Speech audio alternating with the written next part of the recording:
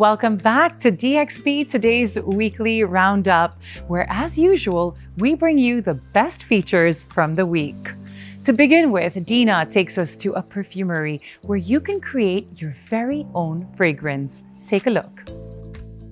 Forget what's popular, what's trending. Fragrance is not a one-scent-fits-all. And that's why we're here at Parfum.ae to design a perfume based, well, on my individuality. Let's go.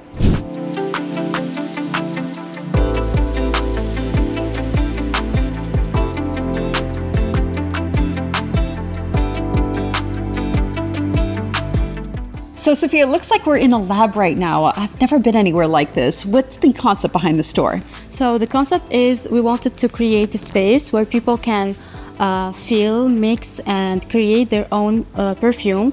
It depends on their identity in that perfume. And it's not just for personal use. You also do for home, for interiors. Exactly. We have like different products. As a perfume, we have a body mist, we have for home, we have for cars. So like we can create your favorite scent and you will smell it everywhere. Well, I love that we don't just customize here, but that it's an interactive experience. Can you tell me a little bit about this area right over here? So here we have our mixology angle. It's our, let's say, innovation. We layer and mix the perfumes and create this beautiful collection that we have. And what about this perfume bar over here? So basically here it's the concept of perfume bar. Here where people can like mix and match their favorite perfume. So they can choose from our oils and mix it together. All right, well, how about we do a little mixing and matching ourselves? Let's start. And we're here at the perfume bar. Okay, Sophia, what happens next? Yeah, you told me like you want something citrus with I like vanilla, something light, okay. fresh. So whatever you recommend. Okay, let's grab the oil that we need for that. So basically our oils are 30% concentration. So we have two kind of oils. We will like add 15 each. You want to do it by yourself? Sure.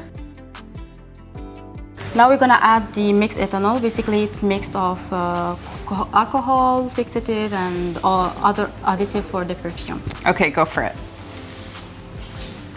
This quantity is for 100 ml, so this is magnetic. So we'll put it here and mix it in this. Oh, okay. So now we will refill the bottle.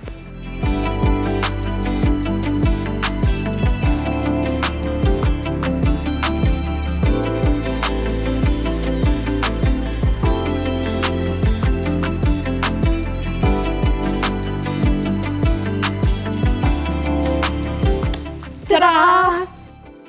As you can see, mass-produced fragrances are on their way out, and it's all about personal, customized scents like this one to match your mood, a moment, or your lifestyle. And personally, I love what I've crafted today. One of our co-hosts this week was Mustafa Koita, founder and CEO of Koita, who explored how and why consumer habits have been changing. So I've been in Dubai for about 20 years. I've got 3 kids, and when I came here, I was going through a lot of health issues on my own. I was a little overweight. I know it doesn't look like that right now, but my eldest daughter, Serena, was breaking out every time she would drink regular milk, and she could only drink organic milk. And then my son, Danielle, had a lactose intolerance problem, had stomach aches all the time. And then my youngest daughter, Sophia, just couldn't drink milk at all. She could only drink plant milks.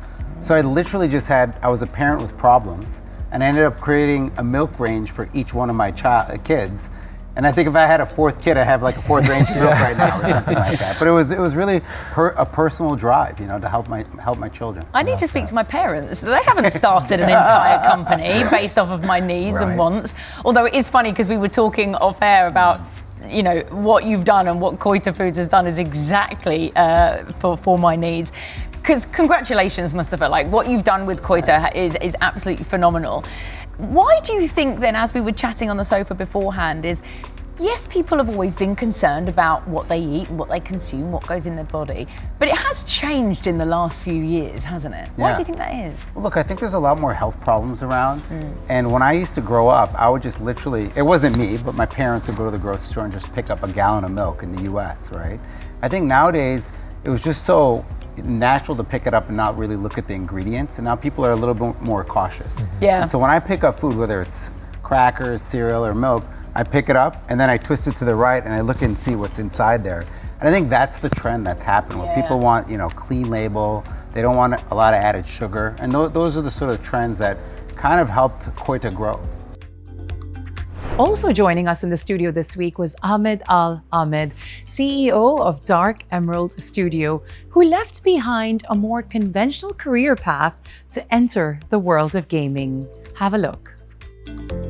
Well, when it comes for me, my own personal pathway, it started very early on. I grew up with video games. We played video games all the time.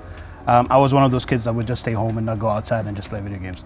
And then becoming an engineer, and I went to the nuclear industry, and I was teaching people how to operate a nuclear power plant, and I used video games to teach them, which they learned very fast. They had fun doing it. So transitioning from that to actually making video games was not really a hard decision. It was hard to actually execute it and actually build a company, but it just felt natural. And when it comes to engineering, being part of it, you could say it is still part of what I still do. A lot of the things I learned, because when it comes to making a video game, there's a lot of engineering that goes into it. There's a lot of math that actually goes into it, which a lot of people don't know. So it's a very fun kind of career, I would say, but also very, very difficult. It's my son's dream career, so I'm going to be taking notes so I can impress him later. But I've come to learn you're not just building games, you're building worlds and you're building stories. So what kind of stories are you trying to tell? I know I saw a little preview clip of, is it NC, your new? Ensai. It's actually short for encyclopedia. Oh, yes. Okay, well. When it comes to the stories that we are trying to make, a lot of it actually comes to the emotional point of view, at least personally. Because for me, gaming was a very emotional thing. There's a lot of good stories that, in my opinion, cannot be told in another media form. You can only experience it by experiencing the video game itself and connecting to the character. So the stories we try to tell comes from a very emotional place. We wrote our story ourselves, and a lot of it comes from within. So I'm not the only one who's writing the stories in the company. We're actually 3 writers. And when we come up with what we want to tell, a lot of it comes from within, how we felt when we did certain things. And I feel like that's what makes it beautiful. It's something that you can actually relate to and people can connect with. So that's pretty much where it actually comes from. That's pretty great. People often say that without fully understanding your past, it's hard to make sense of your future.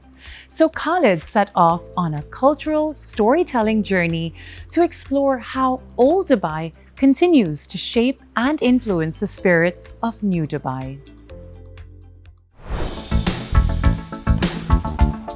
I'm seeing Dubai in a different way. I'm on the Heritage Bus, and with me today is the marketing manager, Ragad Murad, and she's going to tell us a little bit of what we can see around Dubai. Well, it's a pleasure having you here with us. So what can we experience when we're taking the bus ride? So the tour starts from Al Fahidi neighborhood, specifically in Sheikh Mohammed bin Rashid Center for Cultural Understanding. We pass by Al Sif, Dubai Abra, Al Fahidi Fort, Shandaga Museum, and we go all the way to Jumeirah, to Ittihad Museum and Jumeirah Mosque. So the way the route is designed is for us to highlight different aspects of the Emirati culture through those stops. So if we're going, for example, to Ittihad Museum, we touch on the history of the Union and the formation of the country. If we go to Jumeirah Mosque, then we touch on all the Islamic aspects that feed into the culture, for example. So whatever we are on tour, you will get to learn something new about the culture. How can we experience Dubai differently, especially like when we're on the bus? Because I'm looking at the bus itself, it's beautiful, it looks very historic. So can you tell us a little bit more about that? We designed the bus from the inside. If you see all the cushions, they look like an authentic Emirati majlis. And we added all those elements that you feel like when you're inside, you're maybe inside a house that's reconstructed into a bus. It feeds into the experience itself. So you're inside something that's not as modern as all the other tour buses, you're inside something that feels a little historic. So can you also tell us what happens when someone is riding on the bus? What will they actually experience, from the culture, not only by just the ride itself? So all our experiences are led by Emirati cultural ambassadors. So the tour guide himself or herself is an Emirati. They usually sit there or stand right in front, and all the guests are here, and the tour is conducted through them.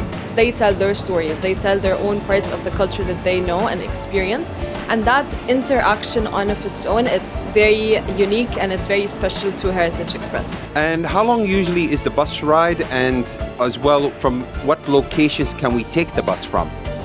So all the bus rides, they start in our meeting point in Al Fahidi. So you have to take the bus ride from the beginning, so you don't miss on any of the information that's there. We don't actually hop off the bus unless it's in the Shandaga Museum if you opt for the Shandaga Museum experience, or in Jumeirah Mosque.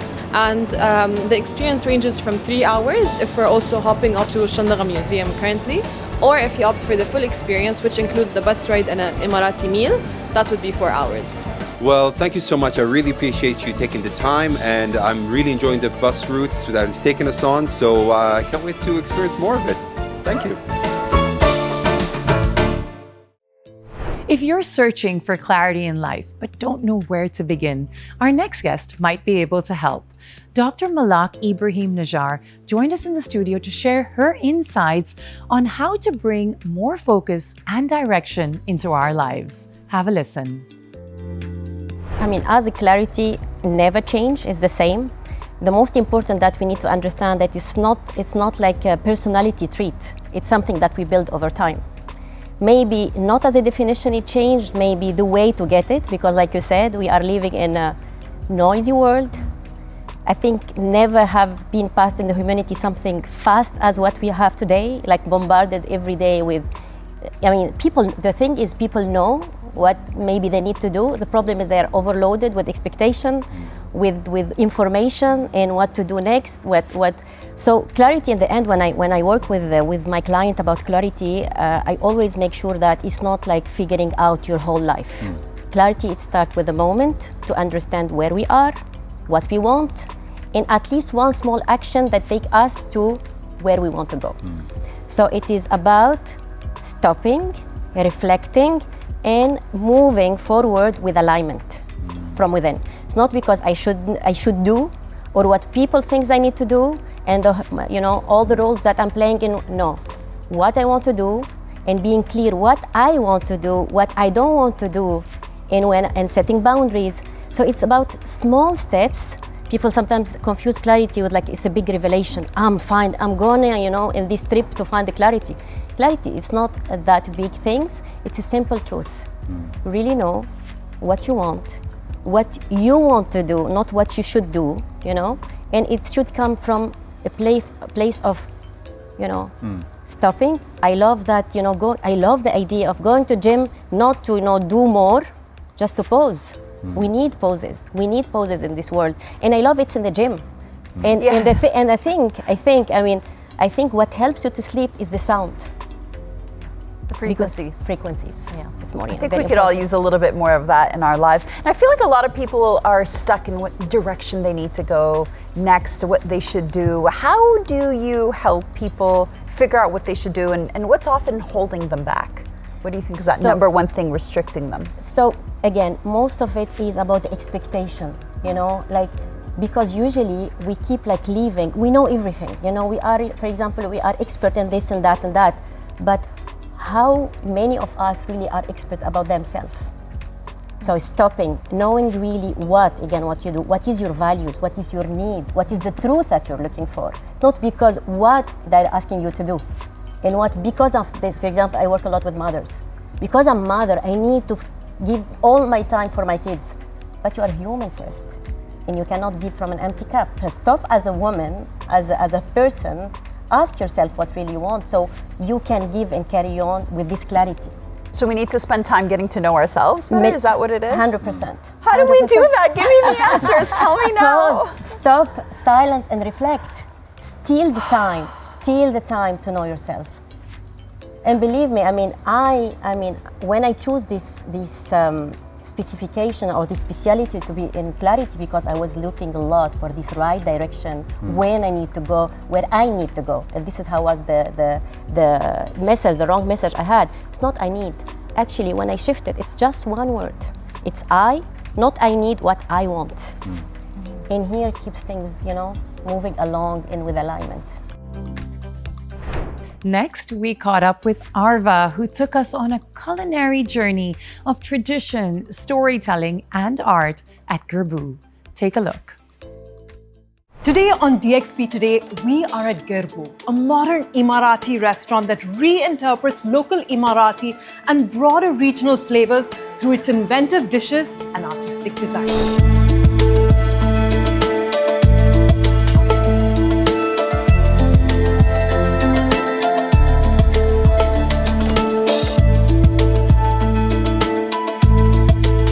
I am here with Chef Yonel Katao, who is the mastermind behind the menu here at Gerbou. Chef, thank you so much for having me. Thank you for joining us. It's a pleasure to have you and to show you Gerbou. Gerbou means welcome to Al Hamed. Because it's in its name, we wanted to create a place where food and art and history and tradition and hospitality are closely intertwined. We are very fortunate that we are working with Ashkil Studio. They have made and designed everything for us in-house, from the furniture to the chandelier, that beautiful gaff reception desk, the play pan. They were the result of the rain that happened. So out of something bad, something incredible resulted from it. To the food, where we try to combine the most traditional dishes, but to put a twist. Because we are looking at the past, but to add our own interpretation or our own twist on those beloved dishes. That's incredibly inventive, and you see that reflected through all of these touches. What dish on the menu would you say really distills the essence of Gerbou, this idea of all of the Emirati influences that you have absorbed during your time here, and then you've put your own creative spin to it? Which dish would it be?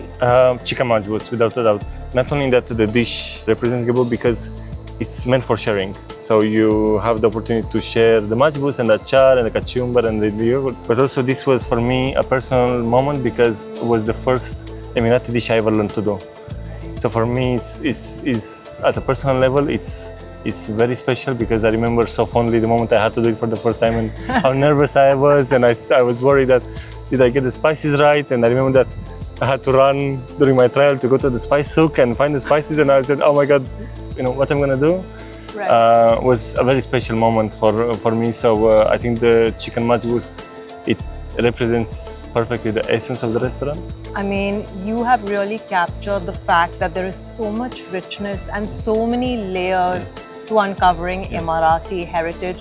And this feeling you mentioned of Gerbou, making people feel welcome, making every kind of diner feel welcome to come in and learn about Emirati culture through the lens that you've taken, which is a very curiosity sort of driven lens. I felt that when I walked in, you know, everything from the decor to the art in the dishes. I think it really captures the true spirit of Emirati hospitality. So congratulations so much, Chef, and I wish you luck and success with Gerbou. Thank you so much for having me here. It was a pleasure to welcome you. Thank you.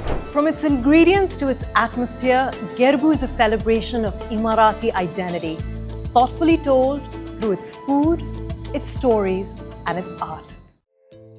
The hospitality industry is facing quite a few challenges right now. So Simone Moodley, editor-in-chief of Hotel and Catering News Middle East, joined us to share what's really going on behind the scenes.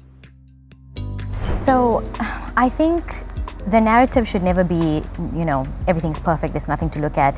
Right now, hospitality is absorbing some pressure, but they are doing it extremely composed, with a very calm nature.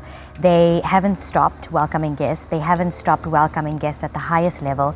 They've been pushing forward. UAE's wider stability has allowed for a strong foundation to give them the support and the strength that they need to keep going. I think that it has been touched. It is holding steady, but it's also coming up with very creative ways, as they always do, to find business elsewhere, to make guests want to come in, to keep guests in their homes for as long as they can, in their spaces for as long as they can. And I think that they're just, to get past it, you have to get through it. And I think that's just what they're doing right now. What would you say, from your vantage point, has seen some of the emerging patterns that hotels are using to survive the current climate that we're in? Look, I think there's the challenges look different for everybody sitting at the different levels of hospitality.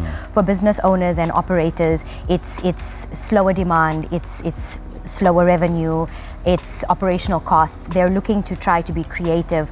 For the salaried employees, it's job loss, it's salary cuts, it's job security. But I think the creativity comes in when you're doing things like, you know, fun activities we've seen. Like if you come for brunch, there was a hotel doing, if you come for brunch, you can stay in the hotel for a dirham, which, as you can imagine, sold out almost, you know, immediately. Where was this and how did I not know of this? Well, it's finished now, but you know, they're also encouraging people to come over and work from the space. Restaurants are doing the same thing. There used to be a minimum spend before. There's no minimum spend anymore. I think it's the case of hospitality understands that they're not going to see the revenues that they saw a couple months ago, but they still want people to come in. They still want to welcome people. They still want to serve people. Lane paid a visit to a unique after-school activities club where children master everything from robotics to coding and modern art. Take a look.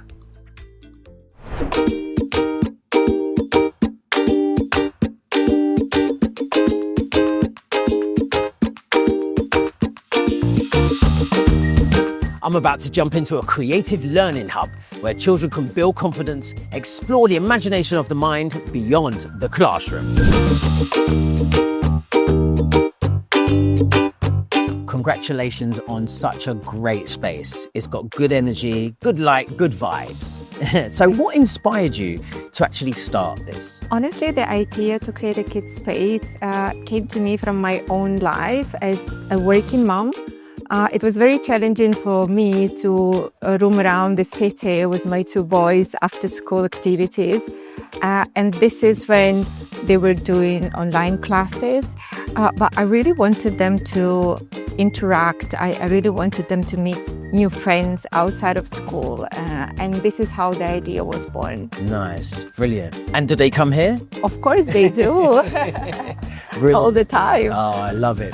So you have different lessons that you have here, from robotics to art, many different complement in each other. But how do you come up with what lessons you have here? Our idea and our psychology is that we want to develop two brains in a child. So the left hemisphere is responsible for logic, for structure, and this is what they do when they build robots and when they play chess. And the right side, it's about creativity, it's about emotions, it's about inspiration, and this is what they use when they do art classes.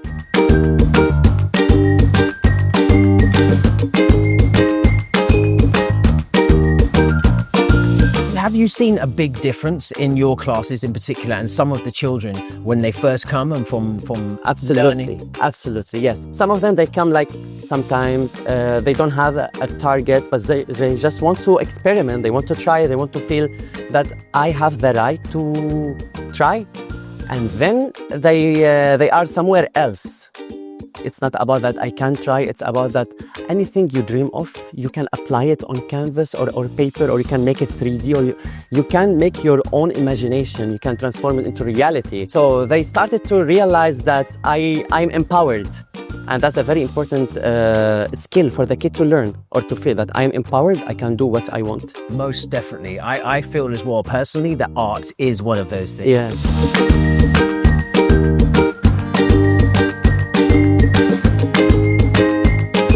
Robotics, it sounds quite technical. Can it be fun? How do you make it fun and accessible to people? It sounds complicated at first, but we try to make it very hands-on and playful for kids. They already have Lego at home and they know how to build, but they learn here how to make it work, how to program it, how to control it. They learn about sensors and motors. So how to make an actual robot, not just like a structure.